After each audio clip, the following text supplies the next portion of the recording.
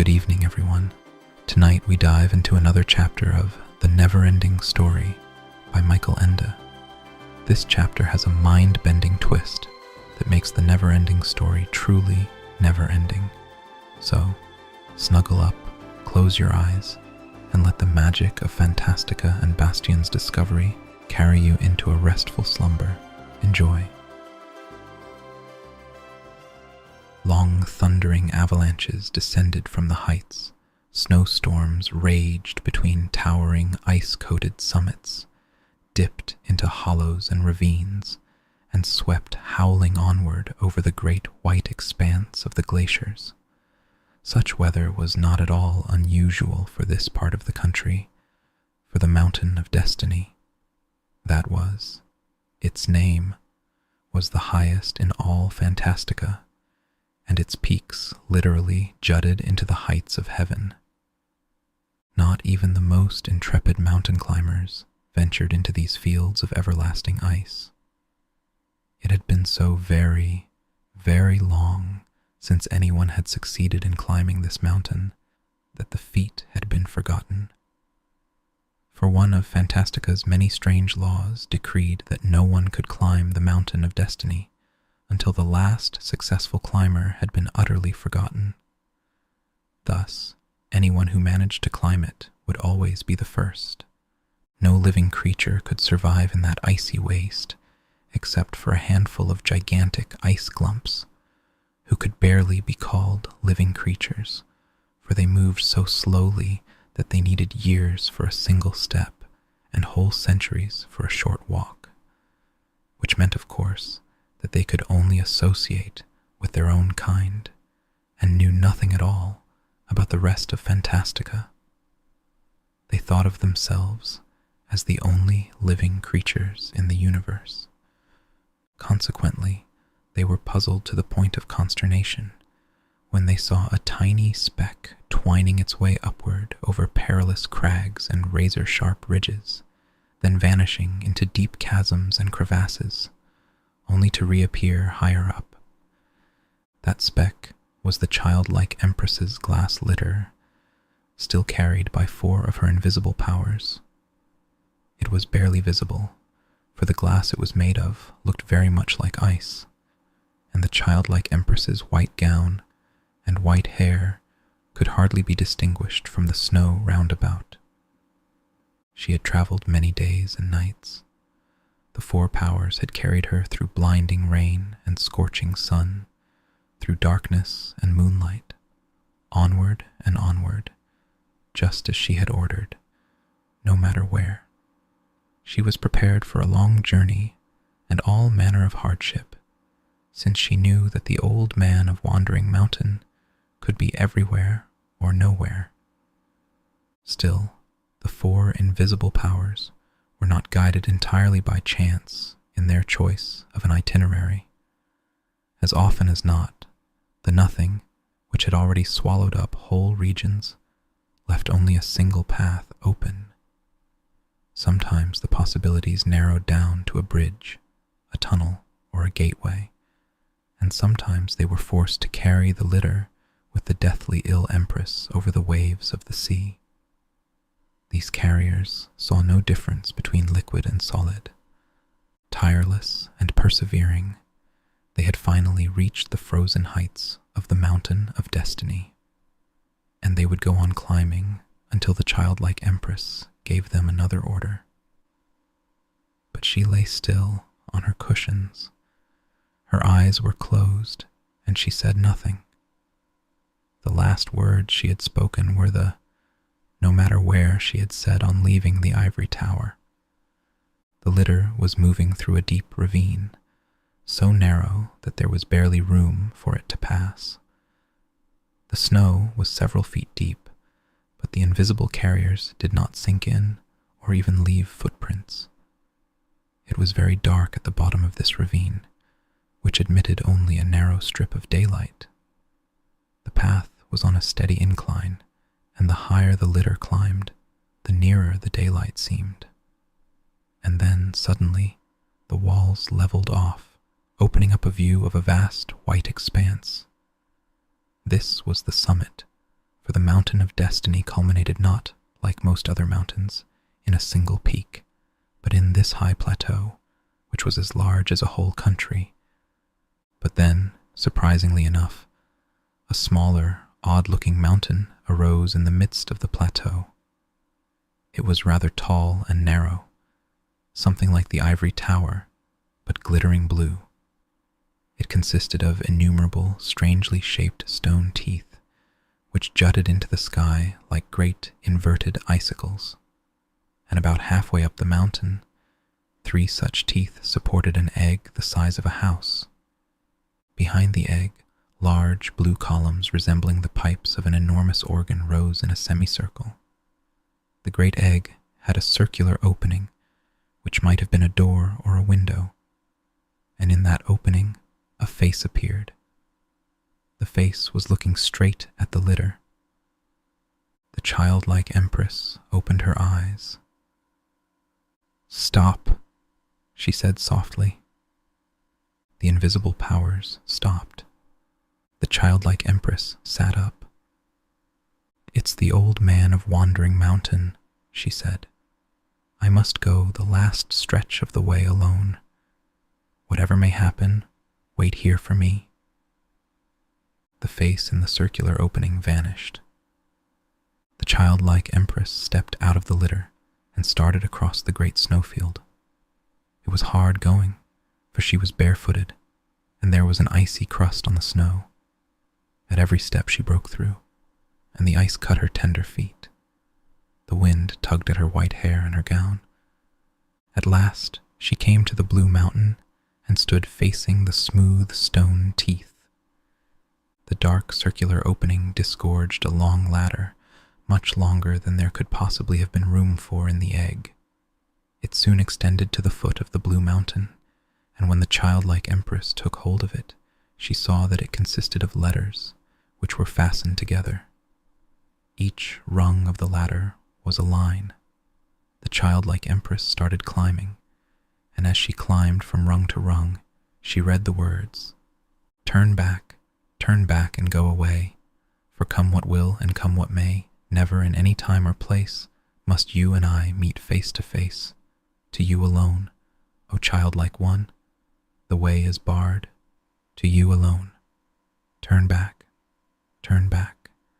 for never shall beginning seek the end of all. The consequence of your intrusion can only be extreme confusion. She stopped to rest and looked up. She still had a long way to go. So far she hadn't even gone halfway. "Old man of Wandering Mountain," she said aloud, "if you don't want us to meet, you needn't have written me this ladder. It's your disinvitation that brings me." And she went on climbing. What you achieve and what you are is recorded by me, the chronicler. Letters unchangeable and dead freeze what the living did and said. Therefore, by coming here to me, you invite catastrophe. Thus is the end of what you once began.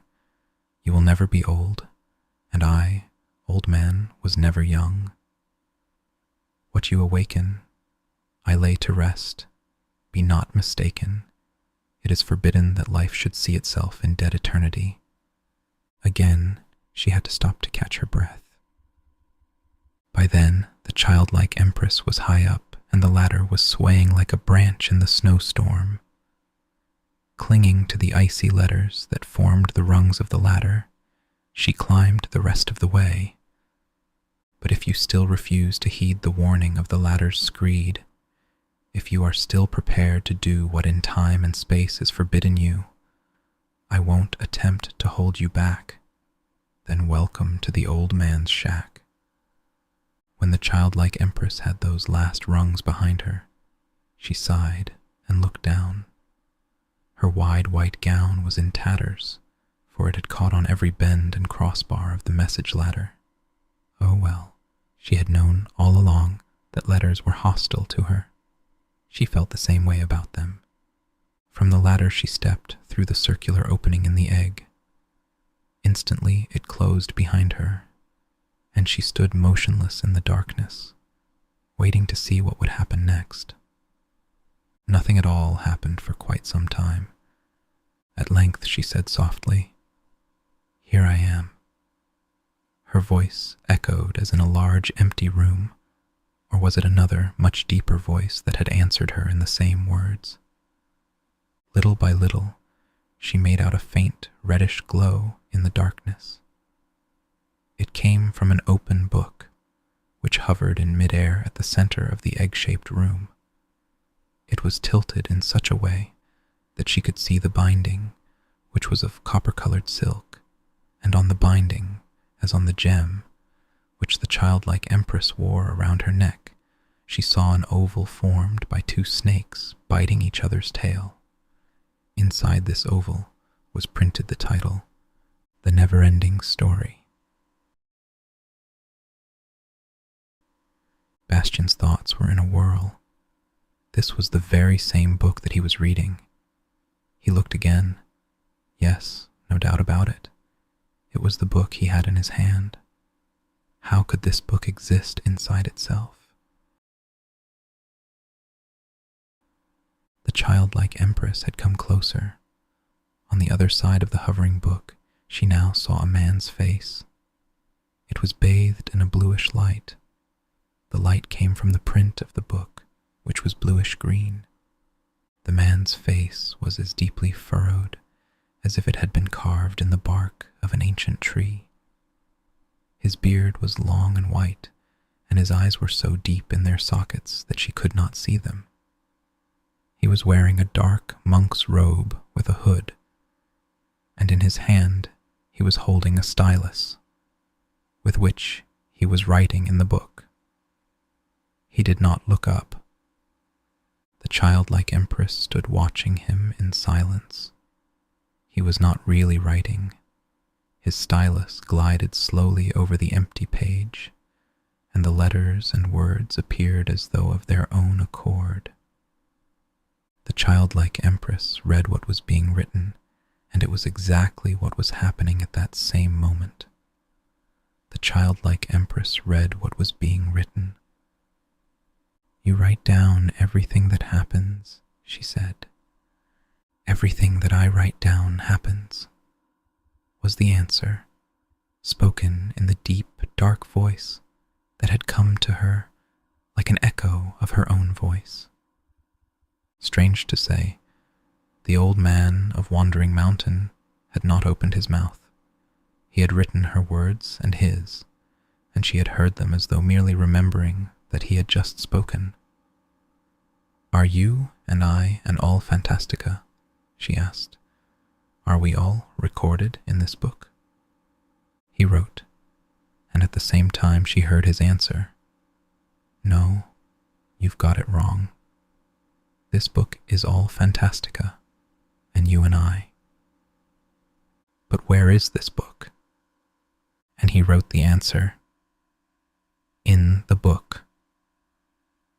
"Then it's all a reflection of a reflection?" she asked. He wrote, and she heard him say, "What does one see in a mirror reflected in a mirror? Do you know that, golden-eyed commander of wishes?" The childlike empress said nothing for a while, and the old man wrote that she said nothing. Then she said softly, "I need your help." "I knew it," he said, and wrote. "Yes," she said. "I supposed you would. You are Fantastica's memory. You know everything that has happened up to this moment. But couldn't you leaf ahead in your book and see what's going to happen?" "Empty pages," was the answer. "I can only look back at what has happened. I was able to read it while I was writing it, and I know it because I have read it, and I wrote it because it happened. The never-ending story writes itself by my hand." "Then you don't know why I've come to you?" "No." And as he was writing, she heard the dark voice, "And I wish you hadn't. By my hand everything becomes fixed and final, you too, golden-eyed commander of wishes. This egg is your grave and your coffin. You have entered into the memory of Fantastica. How do you expect to leave here? Every egg, she said, is the beginning of new life. True, the old man wrote and said, but only if its shell bursts open. You can open it, cried the childlike Empress. You let me in. Your power let you in, but now that you're here, your power is gone. We are shut up here for all time. Truly, you shouldn't have come. This is the end of the never-ending story. The childlike Empress smiled. She didn't seem troubled in the least. You and I, she said, can't prolong it, but there is someone who can. Only a human, wrote the old man, can make a fresh start. Yes, she replied, a human. Slowly, the old man of Wandering Mountain raised his eyes and saw the childlike Empress for the first time. His gaze seemed to come from the darkest distance, from the end of the universe. She stood up to it, answered it with her golden eyes. A silent, immobile battle was fought between them. At length, the old man bent over his book and wrote, For you too there is a borderline. Respect it. I will, she said, but the one of whom I speak, the one for whom I am waiting, crossed it long ago. He is reading this book while you are writing it. He hears every word we are saying. He is with us. That is true. She heard the old man's voice as he was writing. He too is part and parcel of the never-ending story, for it is his own story. Tell me the story, the childlike Empress commanded. You, who are the memory of Fantastica, tell me the story from the beginning, word for word, as you have written it. The old man's writing hand began to tremble. If I do that, I shall have to write everything all over again, and what I write will happen again. So be it, said the childlike Empress. Bastian was beginning to feel uncomfortable. What was she going to do? It had something to do with him. But if even the old man of Wandering Mountain was trembling, the old man wrote and said, If the never-ending story contains itself, then the world will end with this book. And the childlike Empress answered, But if the hero comes to us, new life can be born. Now the decision is up to him. You are ruthless indeed, the old man said and wrote. We shall enter the circle of eternal return, from which there is no escape. Not for us, she replies, and her voice was no longer gentle, but as hard and clear as a diamond. Nor for him, unless he saves us all. Do you really want to entrust everything to a human? I do. But then she added more softly, Or have you a better idea? After a long silence, the old man's dark voice said, No. He bent low over the book in which he was writing. His face was hidden by his hood. Then do what I ask. Submitting to her will, the old man of Wandering Mountain began telling the never-ending story from the beginning. At that moment, the light cast by the pages of the book changed color.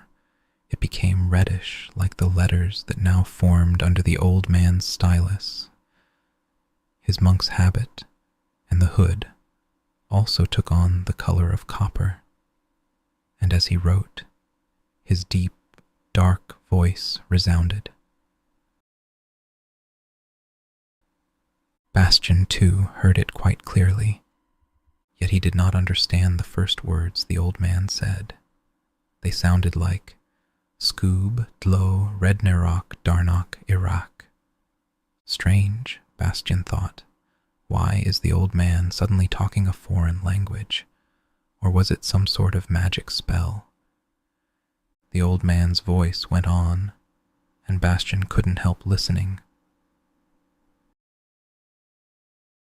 This inscription could be seen on the glass door of a small shop, but naturally this was only the way it looked if you were inside the dimly lit shop, looking out at the street through the plate glass door.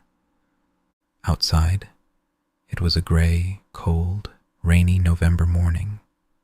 The rain ran down the glass and over the ornate letters.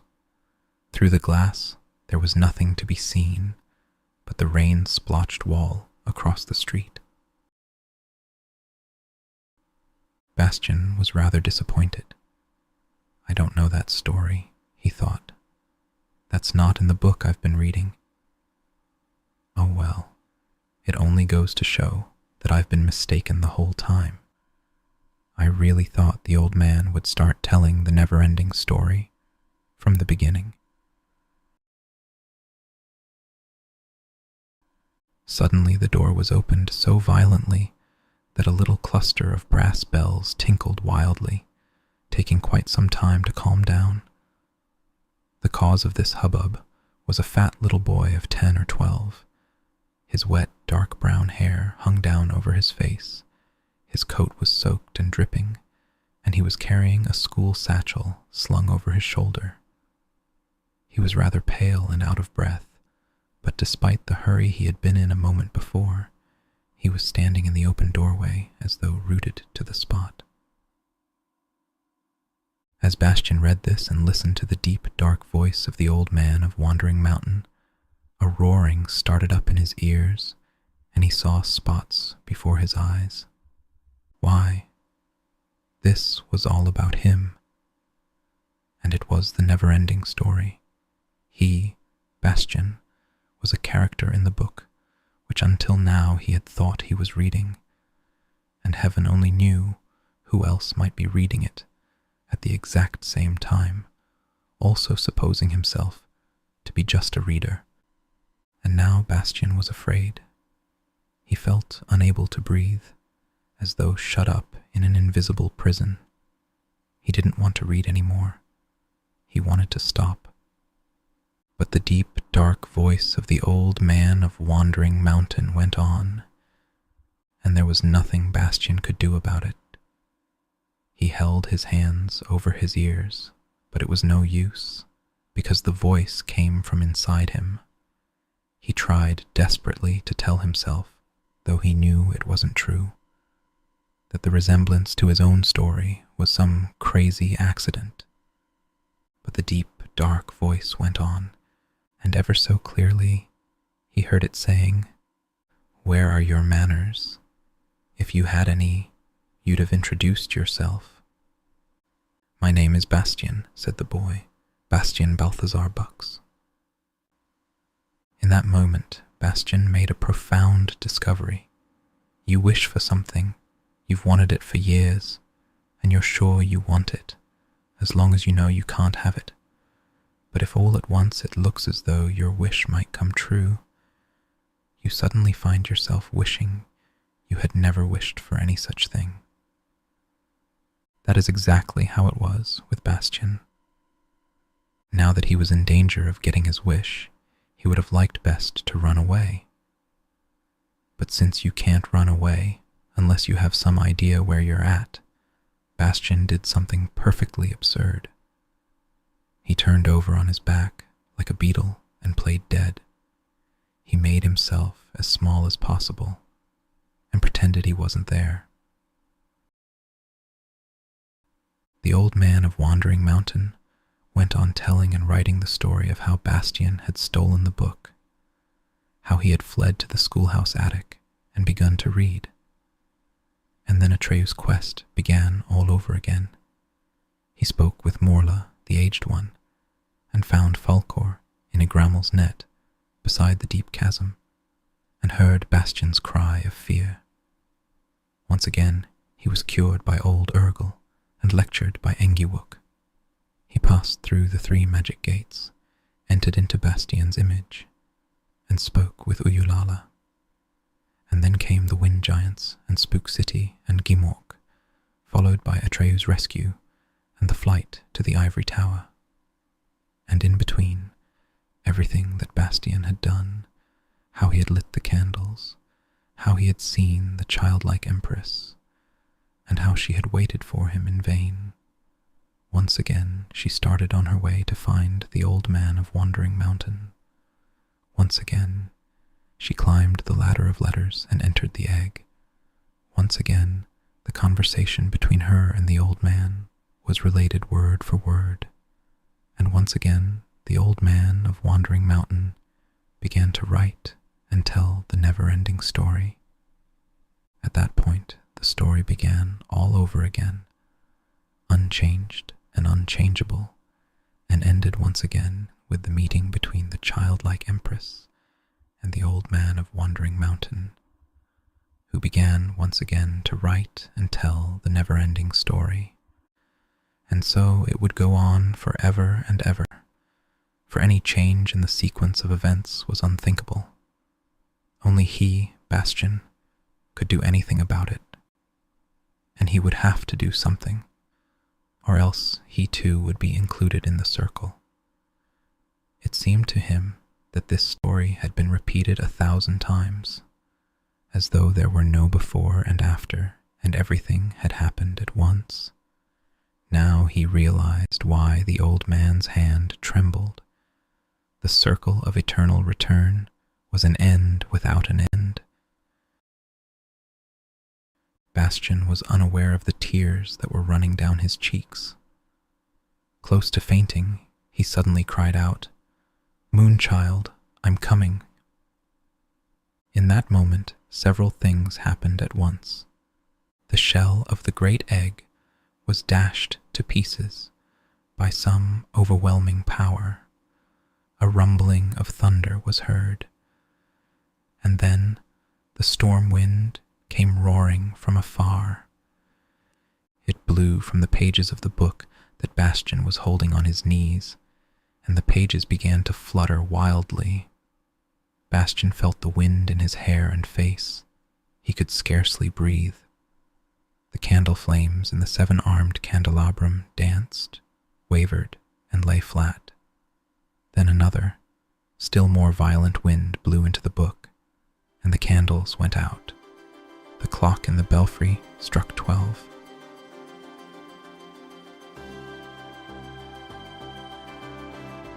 That's where we'll end our story for tonight.